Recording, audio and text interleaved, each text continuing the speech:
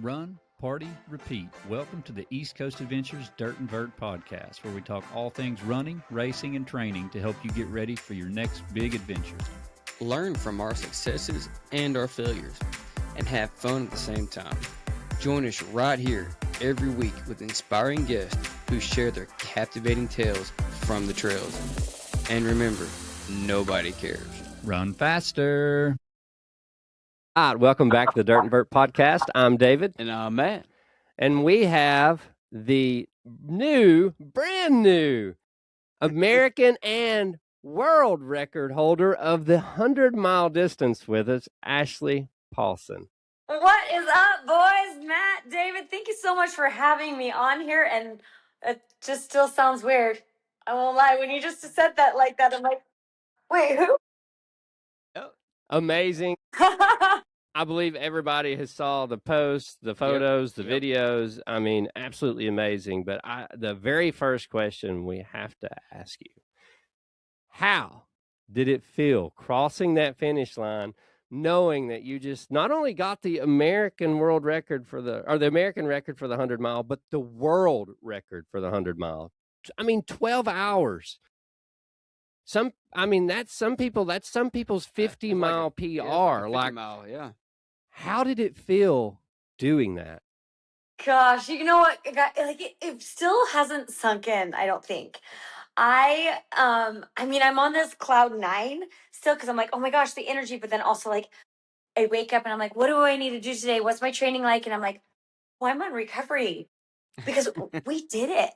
We put in all of that work. We put in all of the miles and we were able to execute and get that goal. And it still like seems so surreal. Today I was out running my first run back, and I'm not kidding.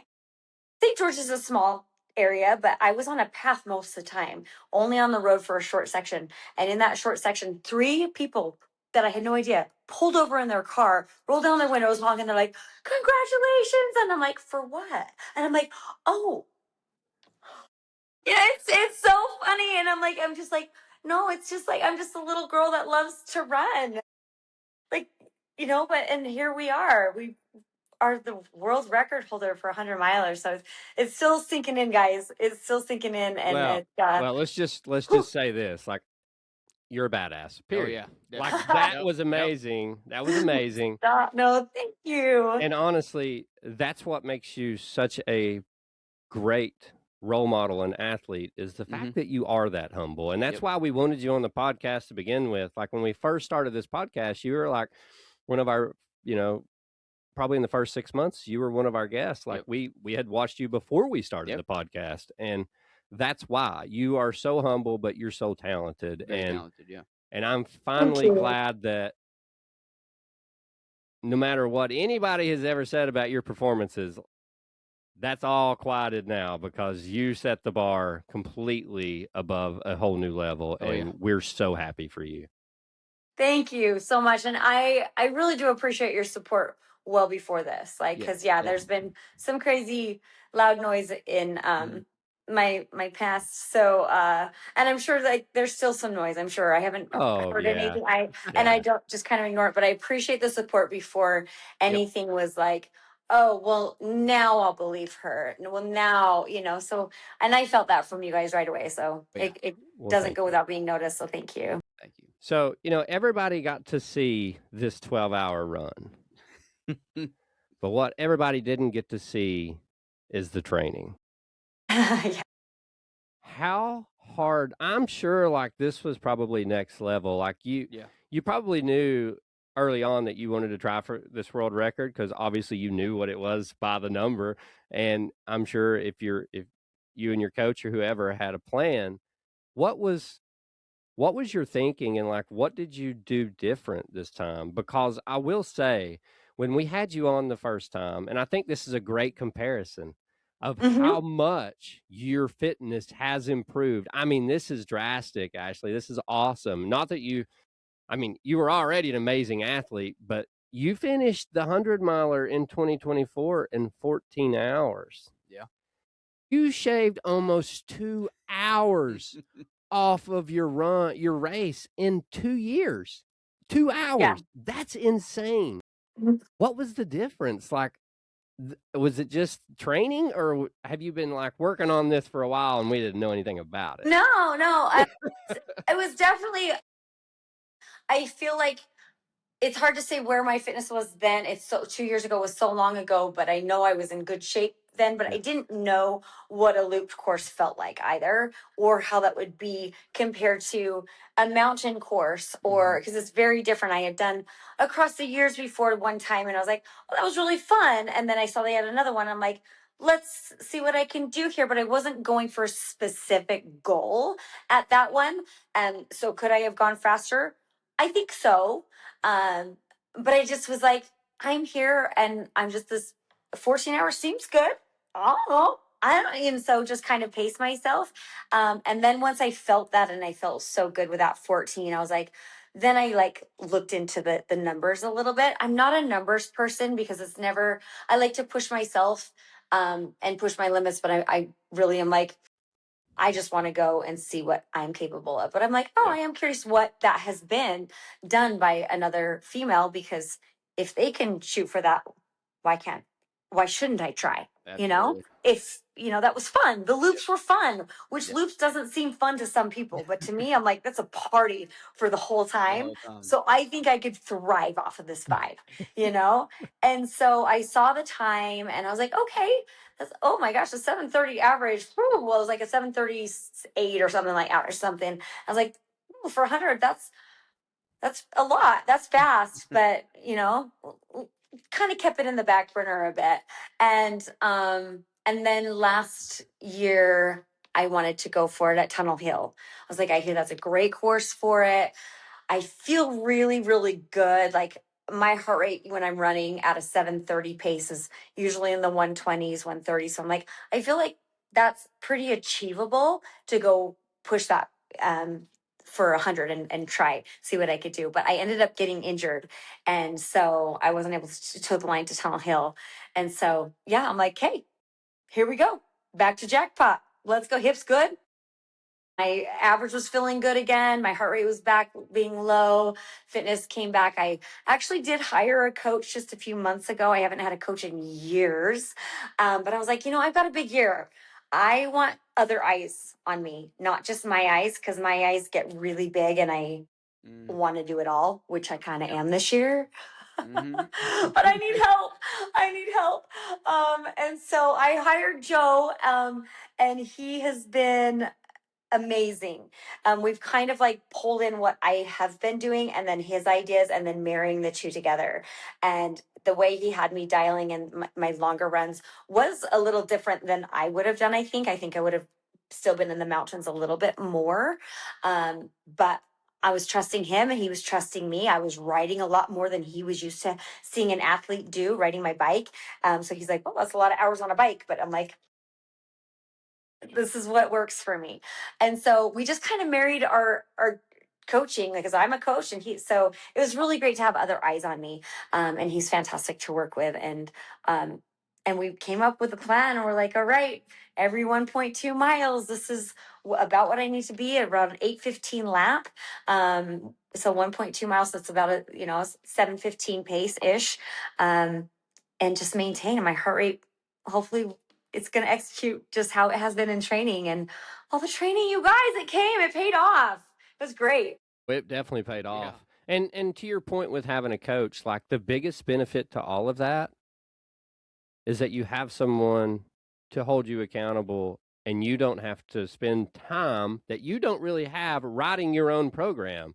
So, most coaches that I know that really are like serious into coaching and have a lot of clients, they have coaches, because they don't even want to deal with writing their own schedule. So totally get that. And that's what's fun, is that you all get to learn from each other. My fiance coaches, and she has a coach, and it's just fun to see like different ideas and different collaborations, how it can really make some things come together. And I mean, it worked perfect for you. It came together. And you all probably learned a lot from each other, or at least, learned new things from each other, which is cool. Yeah, I think so. Because like I said, he's not used to somebody riding their bike as much as I do. And he's like, hey, but this has obviously worked for you in the past. but let's just dial this in here. And so it was really great. It's been fun and different to have a coach again after so many years of self-coaching.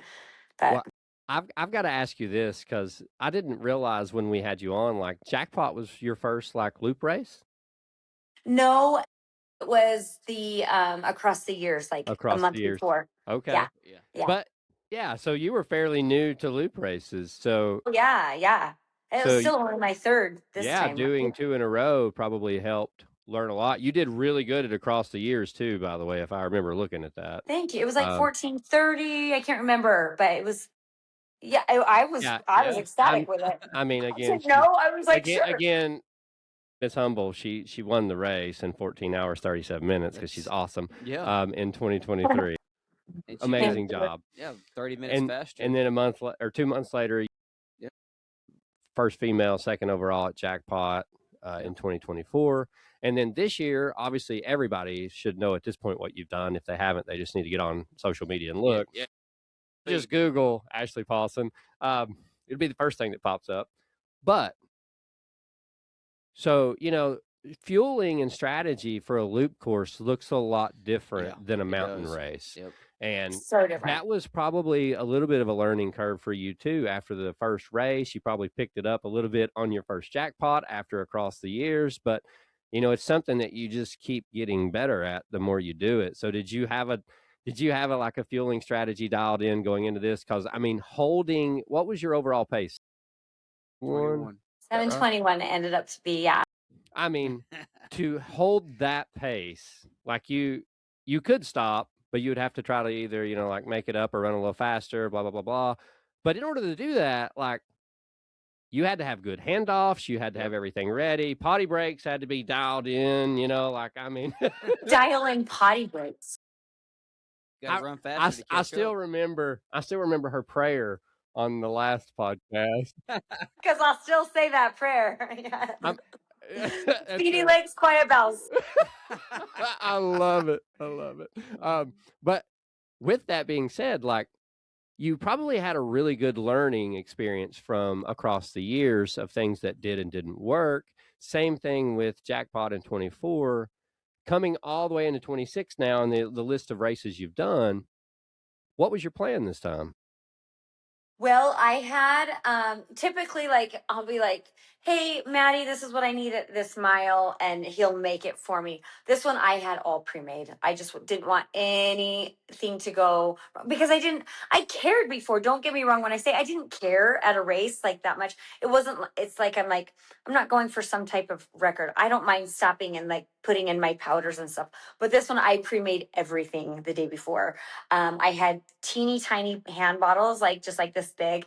I had 16 of those already, like, dialed in exactly what I wanted. All of the carbs, all of the calories. I needed that every hour. I needed to go through. I had 12 of those. I had 16 bottles, but 12 of those with every hour had 90 carbohydrates in each one of them, and 300 calories. And so I'm like, every hour I need one of these. Every hour every 2 hours I needed a ketones. And so Matt had it all laid out, like, okay, at this hour, this is what I'm handing her. At this hour, this is what I'm handing her. At every hour, with the handoff of the calories, I take a little bit of caffeine, a little bit of Buzz Bomb. And so it was just 50 milligrams, but I drip like that in every hour. And so I knew that wouldn't mess with my gut, because it's like, it goes into your bloodstream, not into your gut at all. And so I was nervous at first with that, but in my training, that worked so well, just a little bit of caffeine at a time, about every hour-ish.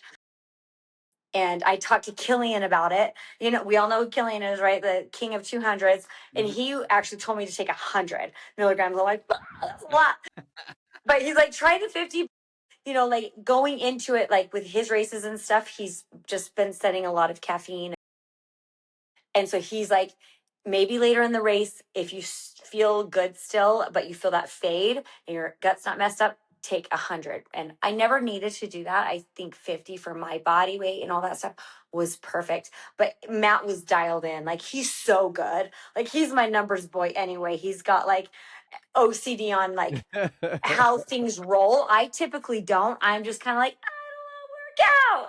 But this one I actually did pre-plan. I know people can be like changed. And so I had everything laid out the day before and like where I needed it. And the only fuel that I used was I used Crank and their powder and their gels. That was in my little calorie bottle. Ketones every 2 hours. And then I think 4 or 5 times in the race, I had a little handheld of like Core Power because it tastes so freaking good. And a little bit of a protein is good on a longer run for me. It works with my body. So yeah, I was averaging about 300 calories, 90 carbs an hour. I brought candy to eat because I'm a candy junkie, but I ended up not eating any of it. I think I had 3 jelly beans and it was just they were too hard to chew because it was really cold. So that's huge. Like for me to not have any candy at all. That's all I had the whole time was those few things. Wow. But now I've got the jelly beans in my drawer that I've been snacking on that were supposed to be for race day. Now it's my party drawer. Oh, I mean, I will admit, after a 100-mile race, I will kill bags of gummy bears. That's my thing. I will kill Is it? Okay, bags. I have not stopped. I'm just Yeah, I'm the same way. I'll eat 3 pounds of gummy bears in like 4 days. Like it's terrible. I'll be at work and I have this like 3-pound bag of gummy bears in my lap and I'm just like eating while I'm working on my computer. And they're like, "What's wrong with you?" I'm like, "Ran 100 miles." You're like, "Shut up. Don't judge me. Why are you judging me?" Out of the Crank gels, which one is your favorite? Oh man, anything with like the berries, the tropical. I don't like the chocolate. It's which is crazy because I'm a chocolate junkie, but I do not like that in a gel or like a cola, or I'm not a coffee flavored person. So any like the tropical, so good. And then with their powder, their actual powders, like the that have all of the more carbs and stuff in it is mine. I like the nude beach flavor because it's more mild, and I use mine so thick. Like the little bottle that I held, like it's pretty thick, and so the nude beach flavor is mild, but with a little bit of that I have in it is so concentrated that it's still pretty strong. So that's the one I recommend to people. Even though all of their flavors are so good, but that one is. I think my favorite is Mountain Rush, the green one. Okay, Mountain Rush. I think it's kind of like the Mountain Dew. It's what it's supposed to represent. It's pretty good. I like it. See, I've enjoyed all of their gels except for their cocoa one. I can't remember what it's called. I don't think I've tried that one. I remember seeing a picture of you today when I was scrolling through. There's a picture of you with a gel like halfway in your mouth, and it's an e-gel. You can see on the front it says e-gel, and it's like pinkish colored. And I'm like, well, their colors are so great. Yeah, I was like, she's taking Crank e-gels. So yeah, I really enjoyed those stuff. We've experimented with those several times, so it's pretty good gels. I really like it. Have you tried their powders? Sorry, my cat wants to come say hello. They're welcome to say hi. I've tried it. I ran my first 100-miler on the There's my little flavor. kitty. Oh, okay. And I say hello to my naked kitty. Hello. Now you're going to be shy. So yeah, I've been using their gels for about a year now, and really liked them. Yeah, and that's they weren't paying me nothing. I was just like, these hit good. Yeah. So that's the thing. They got really good flavors. If you find what works for you, I mean, you just have to go with it. Like it's crazy. What will work for one person will not always work for the other one. So that's why I'm so grateful. There's a million different brands of all these nutrition, like shoes, everything. Because just because I use it doesn't mean it's going to work for you. So we gotta. It's a science project. Well, you've obviously dialed in your science project for right now, so it may change again at some point. It always does, like that's the hardest and most humbling thing about this sport is you can have the race of your life, and the next race you could DNF. And it's just like you could have a stomach problem at mile 5, and it's just like. It's so humbling of an experience. So you have to take the wins, you have to really take those wins and not beat yourself up on the hard days. But man, definitely. You nailed it this time, Ashley. Like you called your shot. You called your shot and you nailed it. This one I did. But last year I actually was at a jackpot and I didn't finish. Okay, so what's interesting, I looked at Jackpot's results in 24, 25, and 26 earlier, and I noticed your name was on there, but it wasn't finished. So I just thought maybe you did not start. So Nope. you DNF'd? What happened? It was shortly after a hip injury, and it was like 2 months in, and I got to like mile 50, and I started to feel it, and I wasn't doing the UTA or USTF or USATF. I can't even say it because my son had a dance the day before on Valentine's Day. And so I just was going to do the other one. I was like, hey, it's just going to be fun. I don't care about my time. I just want to go run it because I love this energy. And around mile 50, I kind of started to feel my hip, but nothing bad. And I was in the lead. I was like feeling great energy wise, but I was like, did about 10 more miles. And this is the first time I've ever done this, you guys, ever. Because I'm not one to be like, oh, I just didn't feel like it. I'm not going to do this, or I'm not in the lead. I'm not going to finish this. I will finish and grit it out. But I was like, what am I doing to the rest of my season if I continue to push 40 more miles when my hip is just now starting to feel good? I don't need to do this. I don't. And like I said, I was in the lead. I wasn't like even behind and like, oh, I guess I'm gonna quit because I'm not winning. And I went up to him at mile 60, and I've never done this, and be like, you know what? I'm done. And I thought for sure I was gonna wake up the next day and be like, I'm so embarrassed.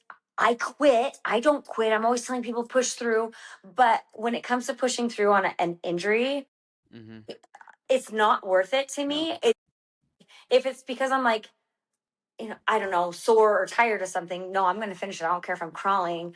But when it comes to something that's going to affect the rest of my year, and I was actually the next morning, I was actually quite surprised. I was proud of myself being like that for me was maturing as a runner to be like, it is okay to not finish this and to respect what your body needs right now, and that's to heal your hip.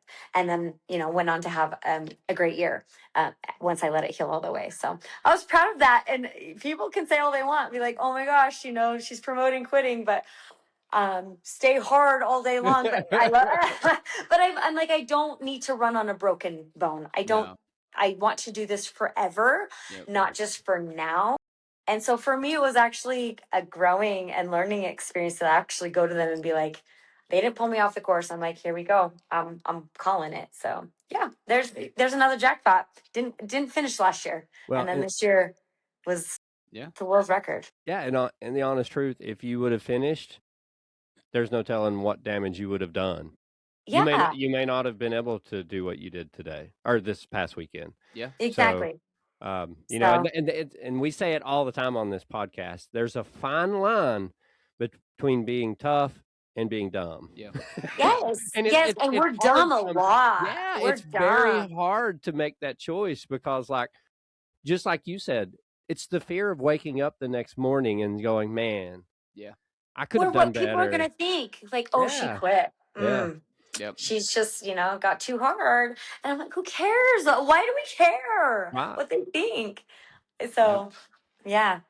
Every decision we make, it just kind of it's just slowly building, and whether it's good or bad. And you made the right decision by stopping because obviously you've built yourself up to what you just did. And that's the thing that you always have to think about. It's like the long game. If you get caught up in one race, you could blow your entire year. You could blow your entire season. Yeah. And that's not worth it, especially for some of us that, we run not only for the physical, but for the mental part of it. And if you we're in trouble. And then it's like, oh no, now I can't run. What am I going to do? What is my family going to do? Who's she going to come after? But, was there any point in this race where you were just like, man, this is my day? Oh, yeah. I thought you were going to ask like on the opposite side. And so, yeah, my brain had to shift. I'm like, what? But yeah, definitely right from the beginning, I felt so good about everything that I put into it, like all of the training, all of the prep for that day, and having Matt there and a crew and everything, like the temperature, everything was like, I was like, this is my day. This is, and like the starting line, of course, leave it to me not get there till like 30 seconds before they start. And my husband's like, get to the front. The poor guy. The poor guy. But that's how I tick, is, just kind of strolling last minute. I'm like, it's gonna work out.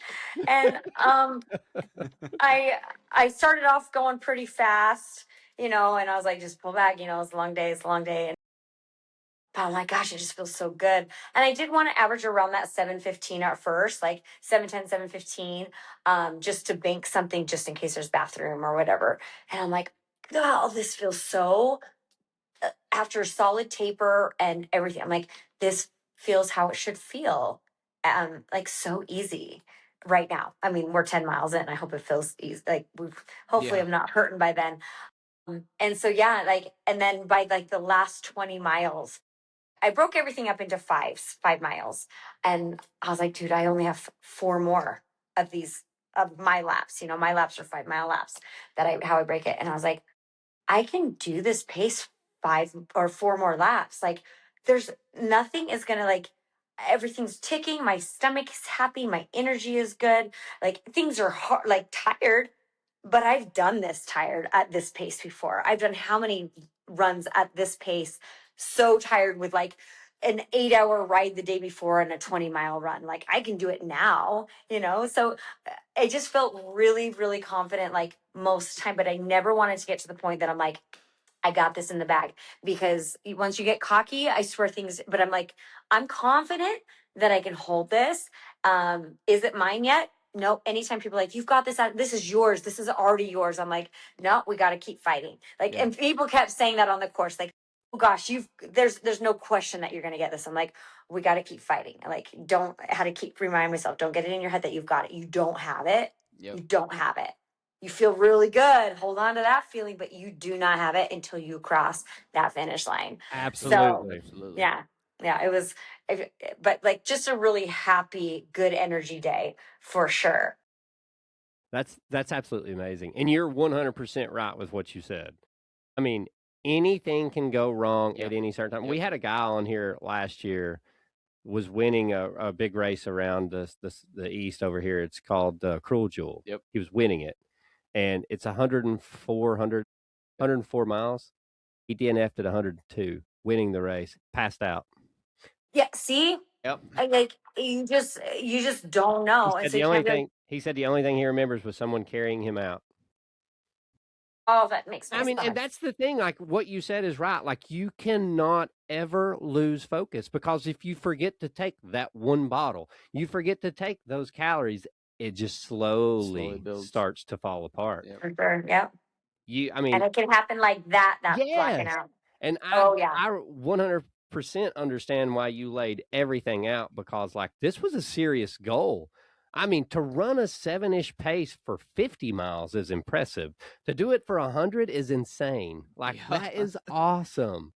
Thank you. I just remember when I was watching it, I was watching the live stream, and I heard them say, Ashley's still on pace. She's slowed just a little. We think she's going to finish around 12:19, 12:20. And I mean, they nailed it. No way. Did they really say that? Yes. That's they funny. said we expect her, and you were getting close at that time, though. Like, you were like 10 miles left close. Okay. And, but they nailed it. I think they said like 12:19, 12:20. And I was like, all right. And then they show you in the live stream, and your face looks like it does right now. You were smiling, running. And I was like, I just looked over at Mary, and I'm like, she looks great. Like, she's going to do it. Like, I don't know why they say she's like slowing. You were just smiling every time we saw you. You were having a good day. And that is, that's an incredible feeling that you don't always get in a race. I've only had that in a few myself. And it's like that day when you're like,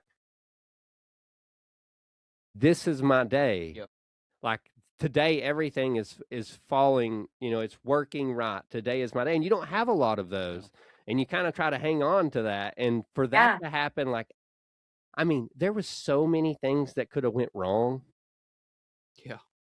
And man, it was amazing. Like, it was so cool to watch you just, I mean, you were just smiling and like you were, and I could tell the vibe was really good. Like, people were cheering you on when we would see it. Like, it was so good. Andy, Jake, I mean, everybody. And Yeah. then we see, we've had Kaylee on the podcast, Kaylee Frederick. Yep. She had an amazing day. Yeah. She was She right did. behind you second, and but impressive. But it was just so cool because like you were lighting up the course, and everybody was just kind of cheering you on, and it was just fun to watch. Like, there's very few moments that you'll get to see everything, just the stars align. Right? Yeah. And I mean, you took what, 20 minutes off of the world record? Almost, yeah. I think it was like 18. And yeah, I don't know exactly. Something like that. Yeah. And just a little under 2 hours off of your last race from the same event. Yeah, which was my PR, the 14:03 or something. So, I mean, incredible. Absolutely incredible. Thank you.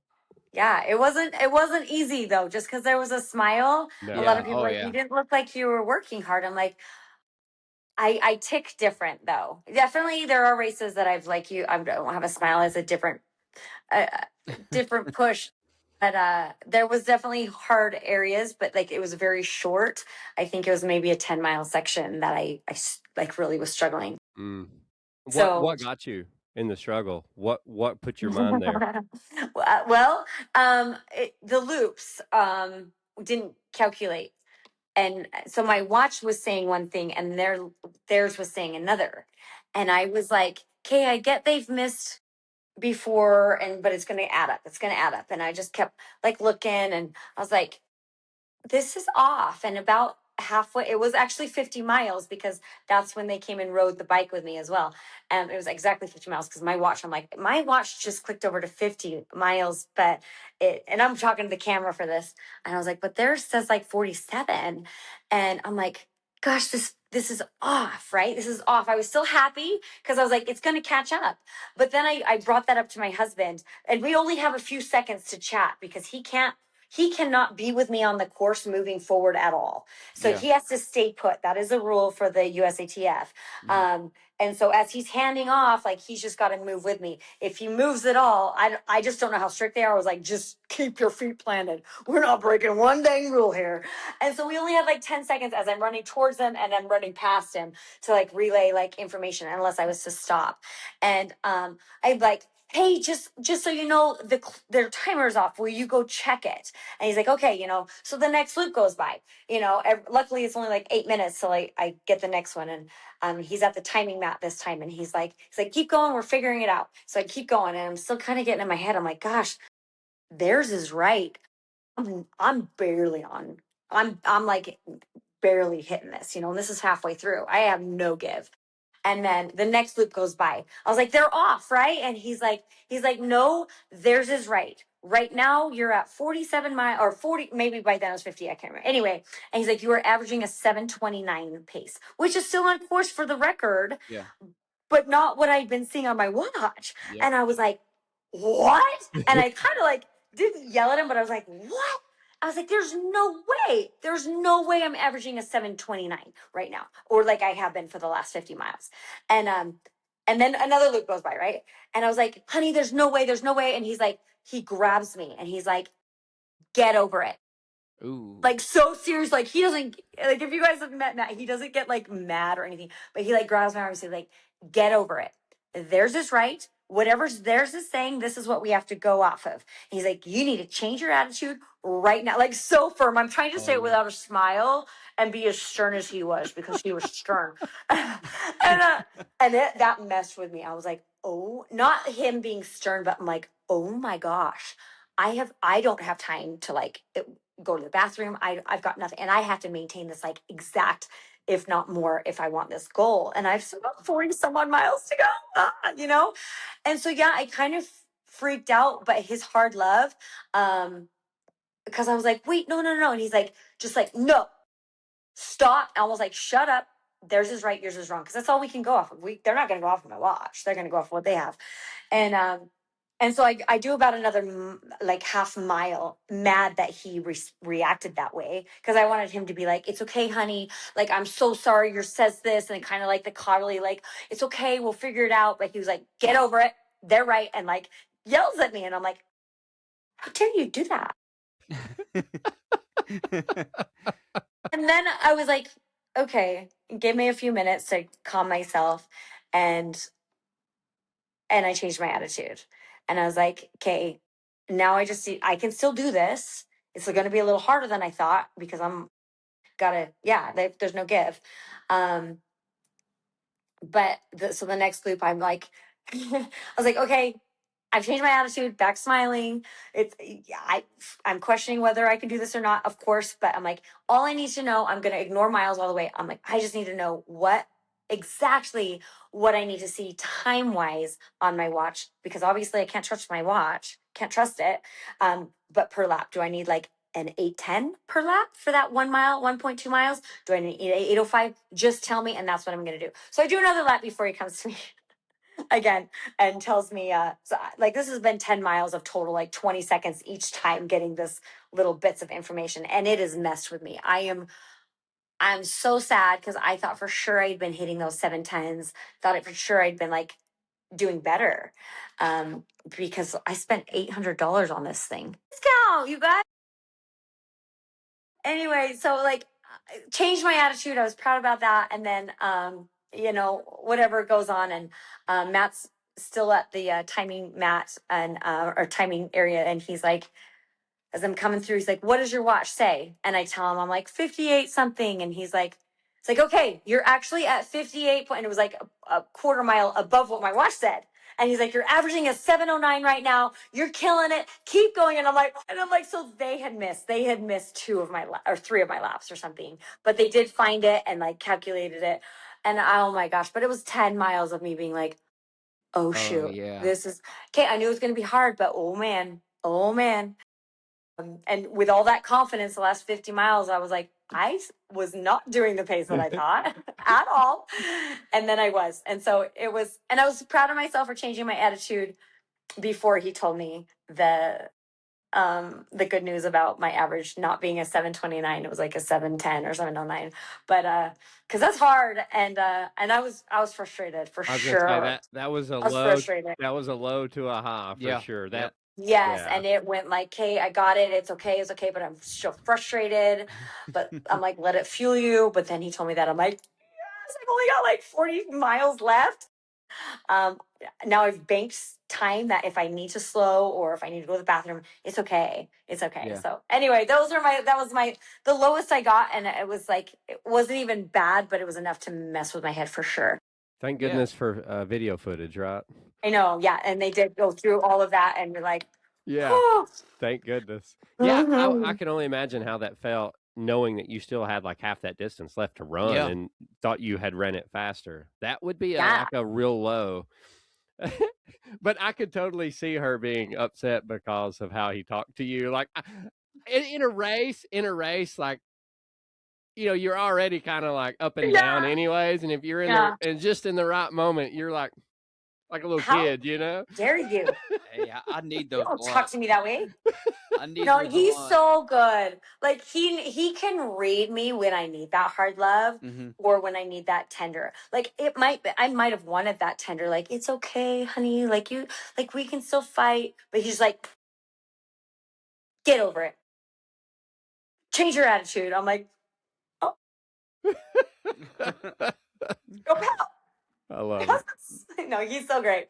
It was so great. And it was like legit exactly what I needed. Yeah. And that's what you want. I mean, you want someone. Yeah, you want someone that will just kind of be straight with you, because if you would have gotten your head, that would have just slowly you would have burnt your bridge, like you would have burned down, because it would have just not left your brain. So that was a smart move on his part, even though it kind of rattled you, I'm sure, for a minute. Well, rattling me, he knows that actually works well at times.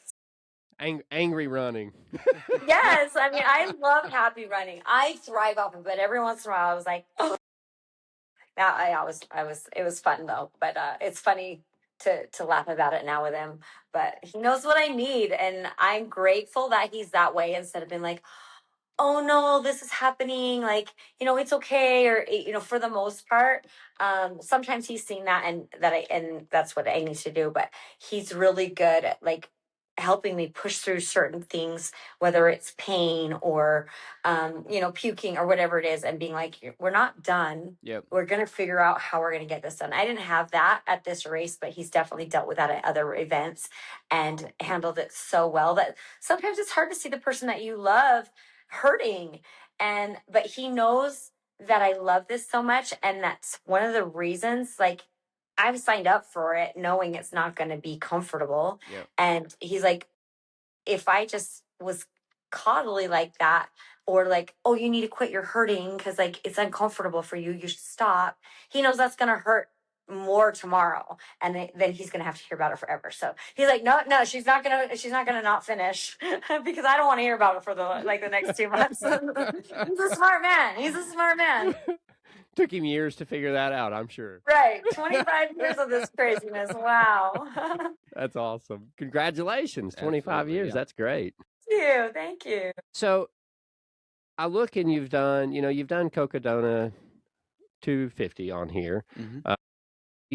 Really good time. And then you've done Bigfoot 200. You win that one, first female. But you go to jackpot, you do this, you set the world record, you call your shot, and you nail it. My question is, there's obviously something going on with this race schedule. I just want to know what we're planning here, because you got Moab 240, Bigfoot 200, Tahoe 200, and Arizona Monster 300. So what are we doing? Are you trying to do anything specific, or you just wanted to run all 200, 300 What dollars? are we doing? She's looking Wait, at that's running all like this almost year? 1,000. That's all this year? Yeah. I'm just kidding. All of it. Okay, so I just decided I want to. My goal was to be like, hey, I want to hit the Triple Crown really bad, the 200s, but I really have this goal for the 100. I want to get the world record. What year is going to be best? And I was trying to dial that in and being like, got to stick with the 200s for 1 year, and then maybe the next year do the 100s, or vice versa. And then I'm like, they kind of line up okay. Maybe. I mean, it's going to be uncomfortable, but if I chip one off at a time, I had already registered for like the Triple Crown, and I'm like, oh, I feel really good at this pace. Might as well like make it as part of my training, right? For the 100-mile and shoot for the world record. I love it. But and now I've got Badwater in the middle of it as well. Oh, you're doing Badwater in the middle of this. Yeah, after Tahoe. So it is a wild year for sure. And this is actually the first time I've said this. I don't know when this is going to be released. When is this podcast going to be released? Probably later this week, early next week. Pretty soon. Okay, good. Because by then Candace will know. I'm actually not doing Monster anymore. You're not? I'm not. I was given an opportunity to do another event, and it just makes more sense. And so I'm going to stick with, instead of the Grand Slam, because I'm not technically registered for the Grand Slam. I'm registered for the Triple Crown and then Monster. I didn't know it was separate. Anyway, I'm just an idiot. I just kind of signed up for things. And so I decided to take another opportunity. So that one is not happening, but I am doing the Triple Crown for sure. And I definitely am. I saw what was done last year on those courses by, how do you say her name? The girl that won the triple. She's amazing. Yeah. I know, Brazilian. But like I saw what she was able to do, and I loved how she set that bar. And I'm like, okay, once again, if she can do it, I'm going to fight for it too. Not to try to beat her time, but like, I want to be able to do that too. That's not why I'm going after it. But yeah, I would love to win the Triple Crown this year, and then win Badwater in the middle of it. Yeah. So that's the goal with that. I do have one cool event coming up instead of the Monster 300 that I felt was a fun opportunity. Even though I'm dying that I really do want to do Monster. But yeah, iFit has offered me the opportunity to go run during the Boston Marathon Expo on the treadmill and try to get the world record for 100-miler on the treadmill at the Boston, like right there. And so could I do both, Monster and then that? Absolutely. But is it putting a risk on other things when I've already got so much on the table this year? Yeah, so I have to go with a risk reward here. And so yeah, I'm gonna go try to get the world record on the treadmill for 100. What is that? What is that time? It's, I mean, it's nothing compared. I mean, it's fast still, but not compared to what it was on outside. Just because I believe not very many people attempt it because most people don't love the treadmill. I love the treadmill. And so it's 14 hours and 15 minutes that I need to beat. So I would love to see that somewhere in the low. Who knows? I don't even. It just beat that time. But we're gonna do it right at the Boston Marathon Expo. So I'm excited for that one as well. But are they gonna live stream it? Yeah. So are you gonna have like everybody just sitting there surrounding you, watching you run this?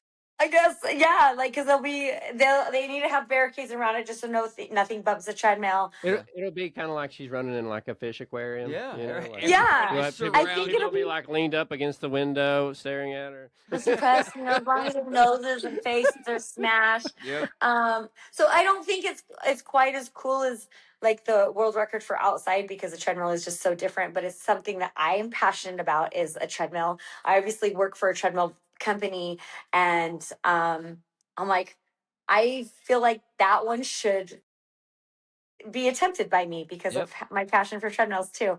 And I was given this opportunity to do it right at the Boston Marathon Expo, surrounded by people. Are you kidding me? That's like a big party.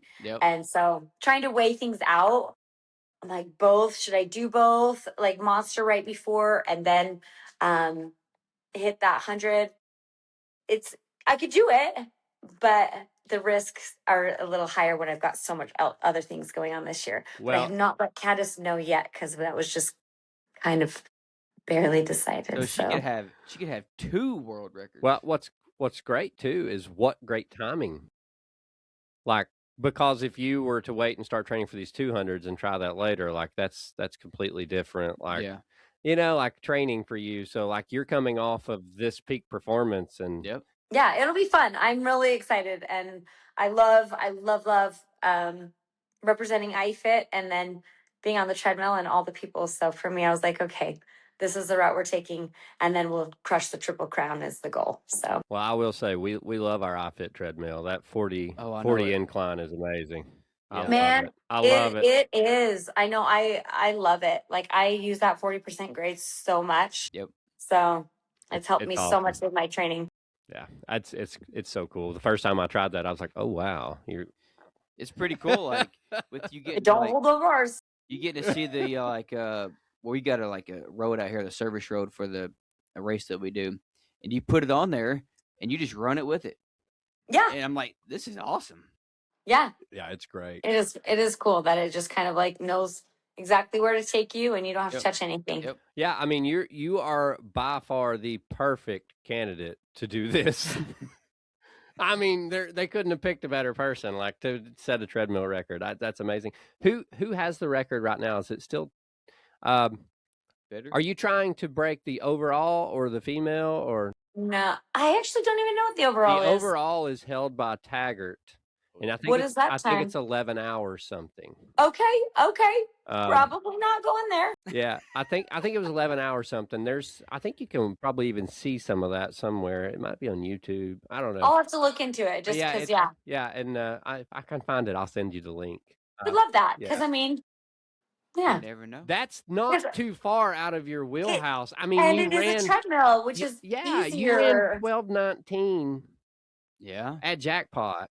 And you don't even have to get off this treadmill. Like there's no potty breaks on a treadmill, right? You don't even. Well, you can't. I mean, if you need, that's what I was just gonna say actually, because like I'm like I didn't need to stop at Jackpot to go pee. I just would pee myself. But on a treadmill, if I just pee myself, could you imagine? I'm like, Sorry, guys. Put up a that might not barrier work in the well. back. I Nobody know, in the right? back. I know. This is the splash area. Beware. Have like splash area. a pail turned up that will catch it. Wet floor signs all in the backside. Bedpan. Yeah. Bedpan. Yeah. Because I mean, if you're not peeing, you're dehydrated. So that's like, right.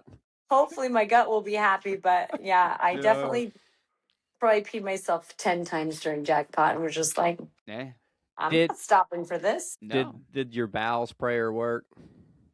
I did stop twice. Oh. But you know, and it felt fine, but I was like, you know what? I'm good to stop for a minute, like 30, 45 seconds, and I was fine. So Good. like then my gut was happy, but it was like, okay, I can, so might as well. But it wasn't like a like diarrhea or anything at all. Well, I felt so great. And after same thing, I was like, I feel so good. yeah, and you know, I mean, the honest truth is, after 100 miles, nobody's gut feels great. No. Exactly. Yeah. And it was like, yeah. Yeah. But So yeah, man, but say those prayers every time. Every time. I just want to say, like, again, truly amazing. We're so happy for Thank you. you. Like, it was so cool to watch you run through the tape and grab it and then just run and jump into his arms and like, you know, it was amazing because it wasn't something like, you know, you watch someone suffer or someone like struggling or someone like, you know, running angry. You were running happy. And, you know, I know you didn't feel the best because like nobody, you know, we smile when we run because, you know, we're trying to do it, you know, and like we enjoy it. But also at the same time, 50 miles in, your legs are hurting. 75 miles in, your legs are hurting. 80 miles in, your legs are hurting. You know, and like that's the thing is you learn to kind of cope with that and how to work through it and you can run with a smile. But like the thing is like your spirits were high, your energy was good, and it was so fun to watch that. Like it's great to see that stuff because sometimes we can be so serious that we kind of take the joy out of it. Yeah. And you know that's you do something great but you didn't enjoy it. Yeah. You know, and you're like, oh well, I got it. But like when you enjoy what you're doing and you accomplish it, that's huge. And like you could see that on your face. And I think it was really cool to see. And you don't get to see that often. So I think it's pretty damn amazing how it all worked for you. And we just wanted to say congratulations. Absolutely. Thank you so much. Thank you. I did enjoy that one. It was that energy. Just want to relive it. Yeah, amazing. Well, Matt, let's turn it over to Ashley. We won't keep her too much longer. All right. We got a few questions. Yeah, real quick, Ashley, I got to ask you one last thing. What's up? And that's right. We have to ask this right before we do listener questions because your why may change from the last time. But like, why do you continue to do this? And I mean, like when we look at your race schedule right now, we don't even see all of your races, but like we see, I mean, almost 1,000 miles of races on here for 2026. Like, why continue to push yourself and put yourself in these situations and to, you know, put yourself in where you're suffering and you're trying to do these things? Like, why do you continue to run? Well, I mean, for me, it's such a huge part of my life. Like the love, it's not just because I want to get out there to clear my mind. I love, yes, it does that, but it's such a passion. And I'm also like, what am I capable of? I'm just getting older, but I feel so good. And am I going to slow down? I know I will eventually. I know I will, but not now. And right now, I'm going to take advantage of every opportunity I can to see where I could take this sport as, you know, a 44-year-old with a grandma, you know, like I want to see what I'm capable of and just show other people that there's not limits when you're at certain ages just because you've hit certain parts of your life. Like we can still go after those dreams. And I want people to see that and not like feel like intimidated or like, oh, now I'm less than because I only run this amount. I want them to feel empowered and excited to go after what they can do. And because that's what I look for when I try to not compare myself. It's hard to not compare, but we want it to be inspiring to people, to show them that things can be done and we can do it with joy and with passion. And you just never know who's watching and who's going to go and show up because of what you just did and where you just pushed, and maybe what they're thinking and they've been putting off because it seems too challenging and hard, and they saw something that I did or somebody else did. They're like, maybe I should go after that now. And if that changes one person and has them go after their thing, like, that's huge to me. And that is a huge part of why I continue to do it, because I get all these stories too. And it's so fun to be like, I did this because you helped me believe that I could. You don't know me, but, and so I'm like, oh, I want more stories like that. And I thrive off of pushing myself as well. And so it's so many different poles that keep me alive and excited about this sport. And I want to continue that as long as I can. This is not a for now thing. This is a forever thing. But at this level, I know it's not going to last forever. But it's lasting right now, and I still feel like I haven't even hit my prime yet, and I'm 44 years old. So I'm excited for what the next, decade is going to bring. Yeah, and enjoy every moment of it, because you've earned it. Like, thank you. This is the work that, every little thing we're doing, every decision we make, it's all building into something, and it's the good decisions, the bad decisions, just like you dropping from the jackpot because of your hip. And you've did everything that you could do to set yourself up for, success, and absolutely amazing accomplishment. So yeah, you should live in it for, enjoy every moment of it. And obviously I don't think you're finished yet. No. I think you're going to do some pretty amazing stuff. So thank you. It's 40s is still pretty prime in this sport, which is I feel it is. What's amazing. Definitely. Yeah, I think you're probably just now really getting your runner's legs. Yeah, that's what I feel. I'm like, I'm catching on to what I need, what my body needs, and listening to it more. Yep. So it's good. Well, great answer. We could see your face light up as you were talking about it. So great answer. Mr. Williams, all you. Sir. All right, we got just a few questions. Okay. Was there a point in the race that you doubted that you could get the record? Yes, definitely. And that was about the point that their timer was off. That's where it really messed with my head, because it went on for about 10 miles, me thinking that I was 20 seconds per mile slower than what my watch was actually saying. So I was doubting myself, because I'm like, gosh, there's just no give. And so I was a little nervous, but I still was willing to fight. Definitely still willing to fight, but it did take me a few laps to get my mind right. I didn't realize and Matt yelling at me. Yeah, I didn't realize it was 10 miles worth. That's a long time to be in your head. Yeah. Lap around and give me 20 seconds of information and 20 more. So, yeah, that was a rough 10 miles, but it was only 10 miles of that. Everything else was like a big high. That's pretty damn good if that's the only time you really have out. I feel it is, right? Yeah. And it wasn't even like I was low. I was just like frustrated. And so it was great. All right. Do you think there was more in the tank once you finished? Because once you finished, you were jumping around. You looked happy. That's a great question. More in the tank. I definitely felt a side stitch come on around mile like 80-ish, like just, deep into my abs. And it wasn't like a gut issue, but it was like an annoying pain. And I was breathing fine. I was good. And I'm looking at my times and kind of calculating and being like, I am okay to slow down right now and like even 10 seconds per mile, 15 seconds per mile, and still get this record, and not like push this side stitch, which could cause me to like walk in a little bit, but I didn't know, or maybe it would just stay at that level. And so I did slow it down a little bit, and my legs felt so good, 10 seconds slower, like, so like almost not easy. I can't say easy, and then it released that side stitch. But had I needed to push through that side stitch, I feel like I could have, because I know, I like to leave everything out there on when I'm going all in. There's plenty of races that I've got different goals, but this one was that time, and I was on course for that time. And so I'm like, it is okay to pull back right now. I've got such a big year that what is the risk of me pushing that 10 seconds, 15 seconds faster of injury, cramping, straining my ab, like like for a few months or whatever it could be. There was more risk in that, and I didn't need that because I was getting that time. Yeah.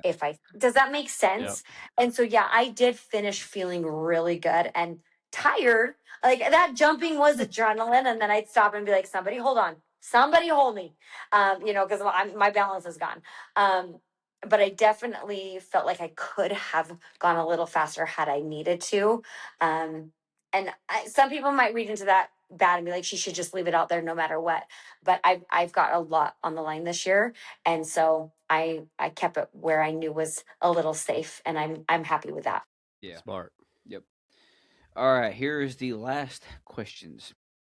How did you keep yourself calm, cool, and collective throughout the day, knowing that you were going for a PR, world record, overall win? Anything she had to do to problem solve to keep that pace? The only problem solving was that with their laps, because we were all confused why my pace was so much slower. But calm, I definitely was a little not so calm before. I was in the van being like, oh my gosh, like, but excited, but like, holy cow, like sweating, had my music bumping because that helps me, is my music. And then we quieted the room, had a prayer with Matt and I, my husband and I, just been like, let's just, she's worked hard. Let's just hope everything can line up, and whatever comes my way, let's hope we can deal with this, and then pump the music back up. There was definitely areas that I had to just break it into 5 miles. Like I don't look at the whole thing as a collective 100 miles, because holding a 720 for 100 miles, like that's just overwhelming for my brain. But I know I could do it for 5 miles. And so I would just break it up. Okay, now we're on to the next. Great. I know I could do it for 5 more miles. And that's how I keep myself calm instead of like biting off this whole thing and looking at the whole picture.